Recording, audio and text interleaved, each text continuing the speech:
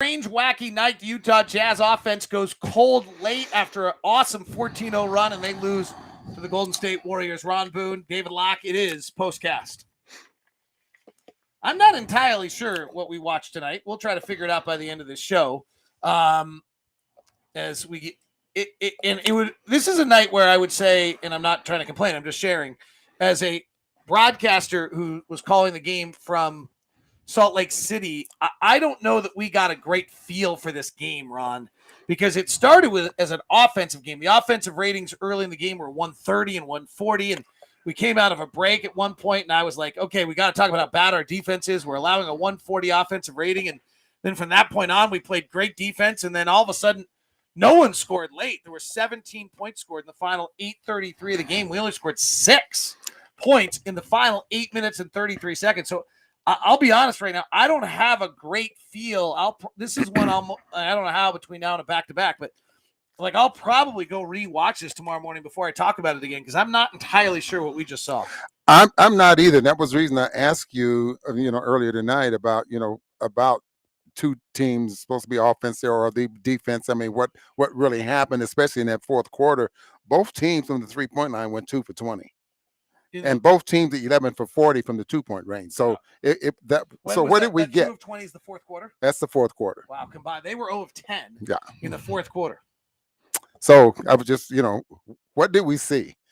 But it's a fun. But we saw this. We saw two teams play really hard. Yes. Like if you're worried about the Jazz playing hard and their commitment and their effort level, like there's none of that tonight. There's none of like the Detroit Pistons feeling and some of that. And there's for the Golden State Warriors and none of the Indiana Pacers. I mean, what's super interesting about this game, it was the second best team in the West versus the fourth best team in the West. Two of the elite teams in the league, both playing without pieces. They're without Draymond and Clay. And Clay's not really like, it's kind of just messy what Clay's done to them. They're probably better without Clay right now.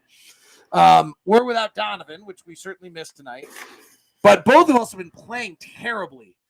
They've lost 6 of 10. We lost 6 of 8. Both of us had like terrible losses. We lost to Houston and Detroit. They had lost to Indiana without any of their players. So you actually got kind of both teams not fully formed, but playing at a really high level. High level, and with especially the Jazz. I think the fact that the Jazz have having to put pieces in to what they want to do out there on the floor more so than what the Golden State Warriors have been able to do. I mean, they put Klay Thompson, he comes back and he does something different.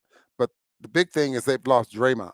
Okay, we have not had Rudy. We have not had Donovan. We have not had Joe Ingles. I mean, and I think what I'm looking at is even though both teams have been on this little losing streak, they're still doing it without key players, the key people. And one of the key plays of the game, Kayvon Looney gets an offensive rebound. Rudy Gobert does not close the game. Lacey is saying that Rudy had a strained calf. You actually know more than we do at this point. Yes. If he has a strained calf, we have not been informed of that by anybody, which would make me really happy. So if you know that, that is more information than we have sitting here in Salt Lake City. They saw him checking his knee and looking at his knee, but it could have been, the calf. But nonetheless, he wasn't in the game for the key rebound of the night, like the Jazz on the previous play. And then Bogey shot late. Great step back by Bogey. Doesn't go. And Royce made a super tip, didn't go. So I'm more worried about, I don't know what's wrong with, let me just say I'm not more worried. I'm worried about Bogey, though. I did not like the looks of that when he got upended and then came down on that leg that hard at that angle. I hope that's not anything serious. So you think it could be hyperextended, something like that? I mean, usually you can come back and play momentarily, but then it's the next day. Something similar to a sprained ankle. A lot of times you could tighten your shoelaces up or maybe even go get retaped and finish your ball game, but it's the swelling that you got to keep out of it so you can try to play the next night. But then you've mentioned Royce O'Neal as well. You don't think that he's completely right there as well. Yeah, he didn't look right to me. He obviously had an empty box score. Like for Royce to have no points is one thing. For him to have like only 1 assist and 5 rebounds, most of which came, I think 4 of them came in the fourth quarter. How many do you have in the fourth quarter? You have the fourth quarter box. 3. 3. Like to me, that's like for him to be that empty on the box score for most of the night, to me says there was something wrong with him. And I also just saw guys getting by him in a way.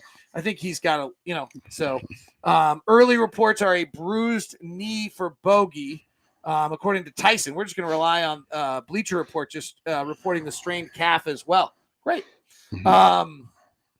So, maybe some people are doing good reporting and not getting it from PR, but if PR is giving it, would be nice to know, but we don't know. Yeah. Love being in Salt Lake when the team's in San Francisco right now. Otherwise, tonight, the weird one of the night was Steph Curry's 5 of 20 and 1 of 13. Was that all Steph, or do the Jazz deserve some credit for that defense? Well, I think the Jazz, you put players like that, you try to put them in awkward positions. You try to put them to a point where they're not comfortable. But I've never seen Steph not comfortable with any kind of shot that he wants to shoot. And he's going through one of these phases. I watched him warm up before the ball game. It's the same warm up every time. And he's taking a lot of shots and a lot of different angles. And I think right now he's just going through something. And you mentioned something I thought was very important there because he does shoot off the dribble a lot. And he seems to be really struggling in that area right now. Yeah, I think his last 10 games. Last 10 games, he was 26% on pull-up threes. He was 40% before that stretch started. So that is a tough question. One other question. One of the comments, Del Toledo, he's like on our show every single day. He Kudos to him. asked, how goes Clarkson goes the Jazz? I mean, so unquestionably, without Donovan Mitchell, what Jordan Clarkson does is vital to the victory. You have to have that kind of score, particularly on a team that switches defensively a lot. He averaged 23 points a game when Donovan missed all his games last year, and he wasn't great tonight. He really had a tough night, and that makes it super hard for us offensively. I mean, I'm sure part of Quinn would have loved to finish the night tonight with Clarkson and let him go to work if he could have got it rolling like he did last time we were in San Francisco or last time we played the Warriors. But no Clarkson night. Certainly him not having his game, he's really the only guy who can beat guys one-on-one. And the way they suffocate defensively and cut off the rim, Mike Conley was having a really hard time getting rushed in the lane because he's so small that if he got in too deep, he was in a lot of trouble. And so, yeah, you're right. Jordan was vital tonight, and he didn't have a great night. And also, I don't think we had one lob tonight. Did we have one lob? We did have Rudy, one kind of sort of pseudo lob. With Rudy with the left hand, is that the one you're talking about? Oh. But not many. I mean, they really were They crashing and taking that away. You're absolutely right. They have a lot of guys in the paint that really, have been able to take that away. But, Jordan, he's going to have nights like that. He still end up getting 28 minutes tonight. Just didn't they cut him off, But well, so here's what you got from us tonight. You got Ron. You got me. I don't know what I saw. I don't know the injuries. And I'm not entirely sure what took place. So you got a lot of 0 for me. I'm not sure I gave you a whole lot tonight. I thought the effort was outstanding.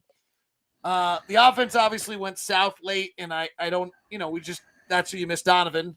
The defense was really bad for a while, and then it was totally brilliant. And Steph Curry was strangely off. And should we beat the Warriors when they don't have Draymond and Clay and Steph is off and we don't have Donovan? I don't know. Tough call. Rudy in the final 3 minutes like a close game either. So. Yeah, that's a tough call. Tough call. All right. But I wouldn't. Worried about tomorrow night, though. The last question is Zach Willard says, should we be worried or is this because we are missing guys? This is because we're missing guys. Unless you're worried about the Warriors. The Warriors have lost 6 of 10 coming in. Okay. The Jazz, injuries, COVID, Phoenix, not a lot of that stuff. I almost wonder tomorrow if you just. Yeah. Back off of that and let it. Yeah, exactly.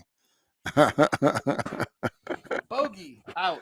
Rudy, out. Donovan, out. Mike, back to back, out. Yeah. Could be one of those ball games. Whereas Wednesday, the Phoenix Suns. Home.